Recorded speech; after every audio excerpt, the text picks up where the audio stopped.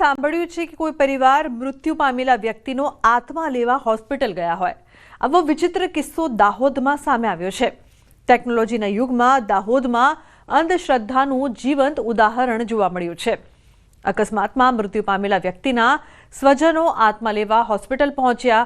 મધ્યપ્રદેશના સ્વજનો તાંત્રિક લઈને હોસ્પિટલ પહોંચ્યા હતા। પૂજા વિધિ કરી સફેદ કપડામાં તાંત્રિક ધૂણતા ધૂણતા આત્માને લઈને નીકળ્યા। આત્મા લઈને રસ્તા પરથી નીકળતા કુતૂહલ સર્જાયો હતો। 3 મહિના પહેલા અકસ્માતમાં ગંભીર ઈજા થતા દાહોદની ખાનગી હોસ્પિટલમાં ખસેડાયો હતો। આપણે કઈ સદીમાં વિહાર કરીએ છીએ। આપણે ચંદ્ર ઉપર મંગળ ઉપર વસવાટની તૈયારી કરીએ છીએ। એઆઈની સિદ્ધિઓની વાતો કરીએ છીએ ત્યારે માનસિકતા તો 16મી સદીની છે। એટલે આ પરિવારની સામે વિજ્ઞાન જાથા અને તાંત્રિક સામે કાનૂની કાર્યવાહી થાય, નવા વિધેયક પ્રમાણે ગુનો દાખલ થાય તે સંબંધી ઠોસ કદમ જાથા કરી રહ્યું છે।